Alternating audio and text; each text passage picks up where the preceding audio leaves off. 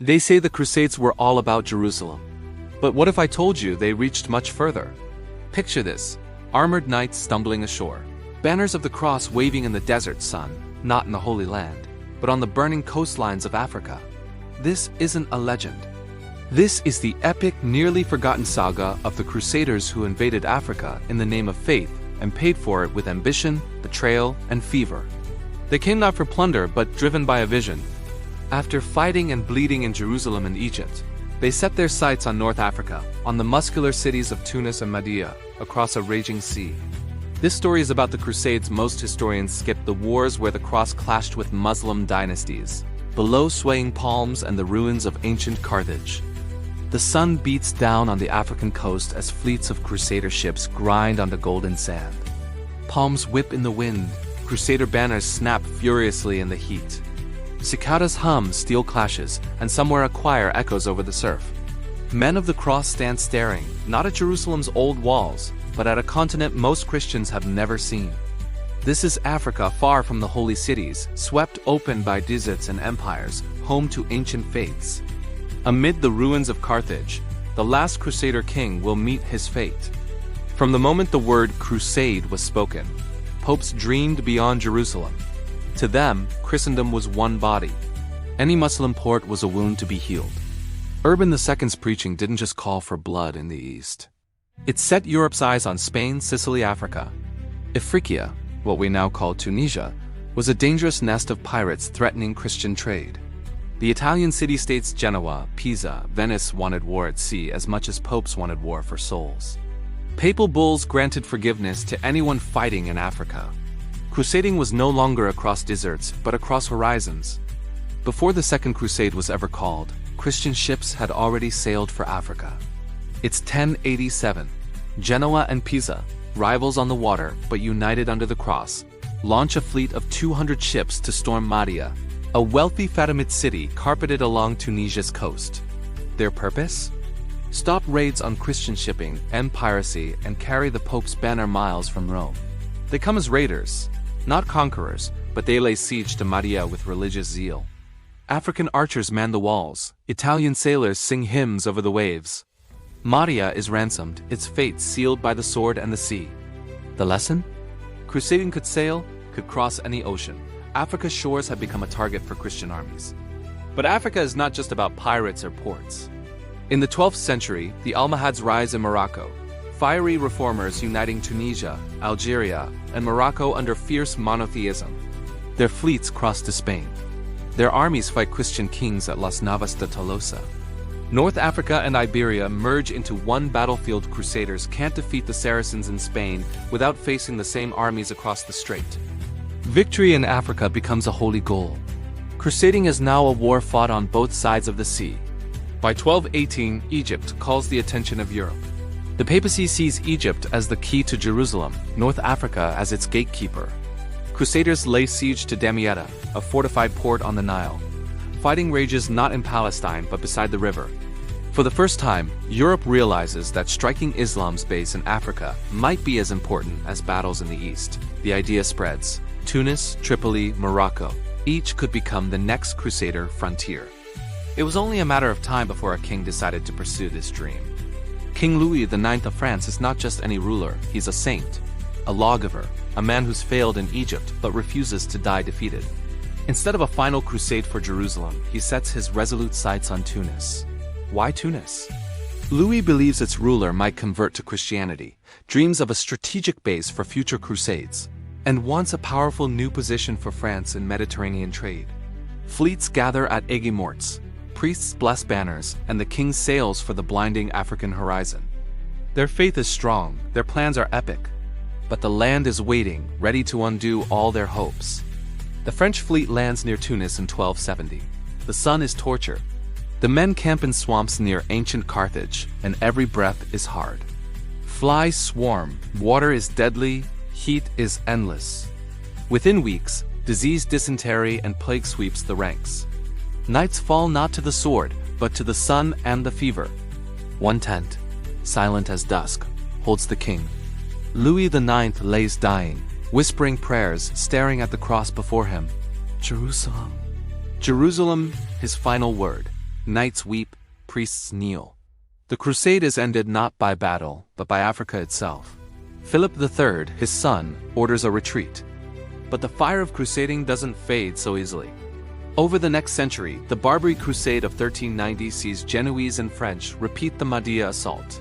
But disease and logistics crush the army again. In the 15th century, Portuguese kings, inspired by Crusader stories, invade Ceuta and Morocco. The Reconquista sails south, and crusading becomes less a holy quest, more a preview of European empire. From Tunis to Tangier, the crusading spirit transforms. The zeal for faith fuses with hunger for land. Why are these wars almost forgotten? Because they left no Jerusalem, no relics, no miraculous city, just quiet graves in the sand.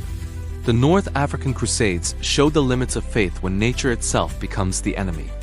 They globalized the crusading idea, pushing it into new frontiers Africa as much as Asia. Europe would never stop pressing outward. Before Columbus, before Vasco da Gama, crusaders had already mapped routes for ships of empire. They failed to conquer Africa, but their sails, stained with faith and ambition, never stopped chasing new horizons. Ruins of Carthage stand silent against the waves. The sea washes empty shores, faint echoes of crusader chants drifting in the wind.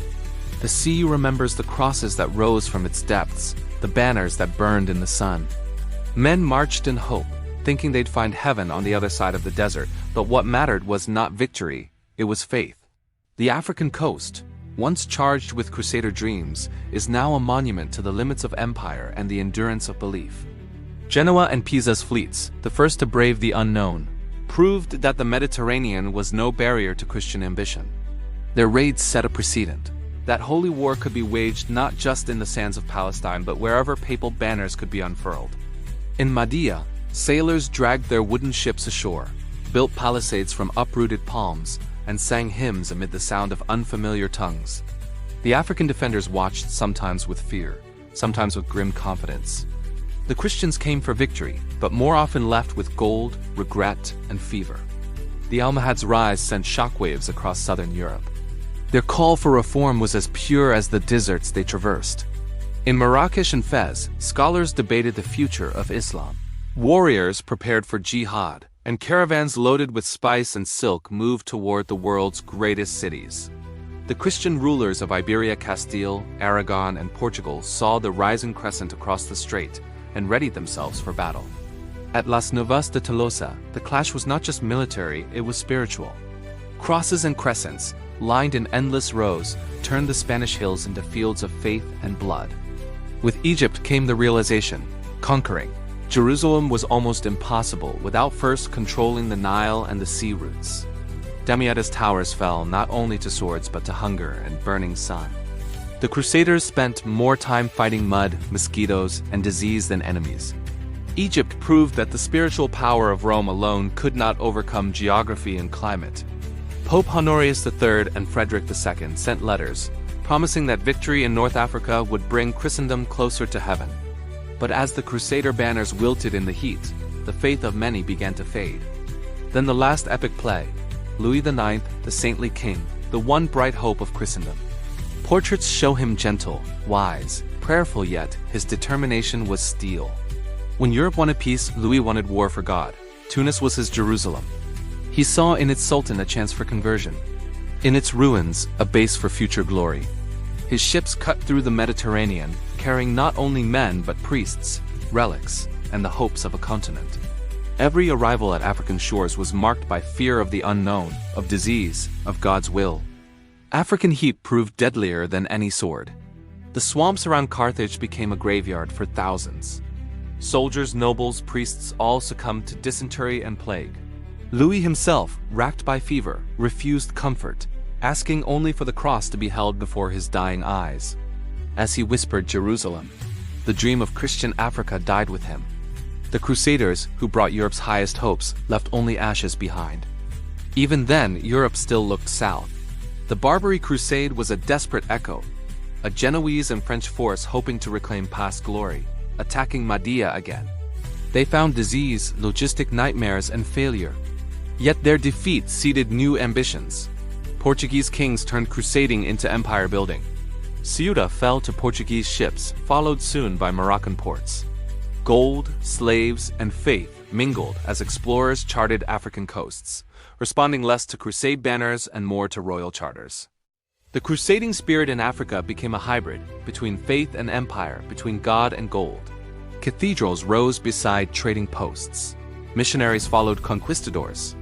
What had begun as holy war for Jerusalem became a new chapter, Europe rewriting destiny, driven by the same restlessness that once sent knights to die in Tunis. And there, in the legacy of Crusader Africa, lies the reason the wars are forgotten. No holy cities were won, no relics recovered, no saints made from victory. Only ruined walls, lost graves, and memories of sunlight burning on desperate ships. The lessons linger, though faith meets its limit in nature. Zeal collapses under dysentery and sunstroke. Empires rise not just by the sword but by surviving the land itself. Carthage, once the mighty rival of Rome, watched silently as Crusader kings died in its shadow. The wind carries no battle, cries now. Only the slow song of waves washing over what was lost.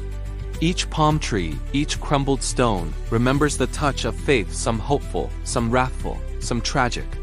Yet the sea, eternal and unchanging, keeps the memory of crosses launched from its surface and banners burned in its sun. Before explorers mapped new worlds, before the Renaissance changed reason, before Africa became a patchwork of colonial ambition, it was the Crusaders who showed that faith could sail into the unknown. They lost more than they won. But their story is not one of defeat, it's one of faith stretched to its edge, of ambition tested by sun and sand, of men chasing heaven and finding humility. So the North African Crusades close as they began, with a dream, a shore, and a sea that remembers. The banners have faded, the graves are lost, but every wave that breaks on an African coastline carries the memory of faith burning under a desert sun. And in that memory, the spirit of crusade endures not in triumph, but in the mystery of those who dare to believe beyond the horizon.